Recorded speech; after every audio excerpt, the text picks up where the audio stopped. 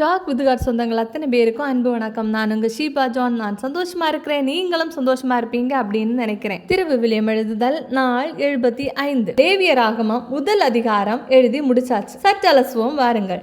ஆண்டவர் மோசேயை அழைத்து சந்திப்பு கூடாரத்திலிருந்து அவரோடு பேசினார்.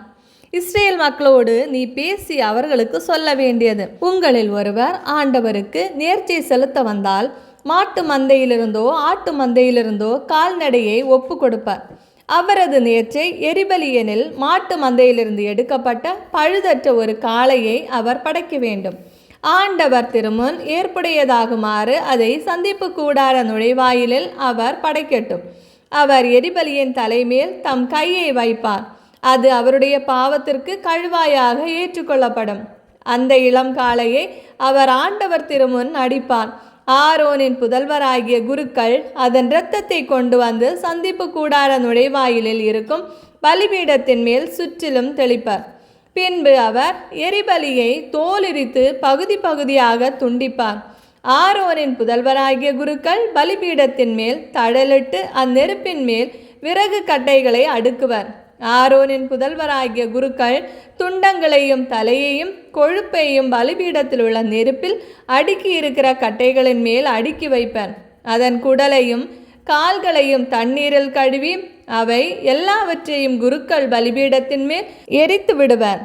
நெருப்பாலான இது ஆண்டவர் விரும்பும் நறுமணமிக்க நெருப்பு பலியாகும். எரிபலிக்கான அவரது நேர்ச்சை ஆட்டு மந்தையிலுள்ள செம்மறி அல்லது வெள்ளாடாக இருந்தால் அவர் பழுதற்ற ஓர் ஆட்டுக்கிடாயை கொண்டு வர வேண்டும். ஆண்டவர் திருமுன் பலிபீடத்தின் வடபுறத்தில் அதை அவர் கொல்ல வேண்டும். ஆரோனின் புதல்வராகிய குருக்கள் அதன் இரத்தத்தை பலிபீடத்தின் மேல் சுற்றிலும் தெளிப்பர். அவர் அதை பகுதிகளாக துண்டித்து துண்டங்களோடு தலையையும் கொழுப்பையும் சேர்த்து வைப்பார். பின்பு குரு அவற்றை பலிபீடத்திலுள்ள நெருப்பின் மேல் இருக்கிற கட்டைகளின் மேல் அடுக்கி வைப்பார். அதன் குடலும் பின்னந்தொடைகளும் தண்ணீரால் கழுவ வேண்டும். அவை அனைத்தையும் பலிபீடத்தின் மேல் குரு எரியூட்டுவார்.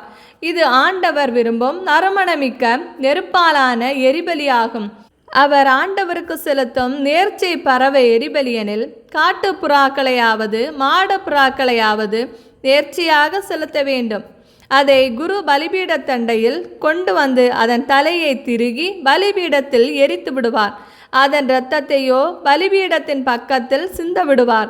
அதன் இறைப்பையையும் இறகுகளையும் அகற்றி அவற்றை பலிபீடத்திற்கு அருகில் கிழக்கு புறமாக சாம்பல் இடுகிற இடத்தில் எரிந்து விடுவார். அதன் இறக்கைகளை பிடித்து இரண்டாக்காமல் அதனை கிழிப்பார். அவ்வாறு கிழித்த பின் குரு அதை பலிபீடத்திலுள்ள நெருப்பில் இருக்கிற கட்டைகளின் மேல் எரியூட்டுவார்.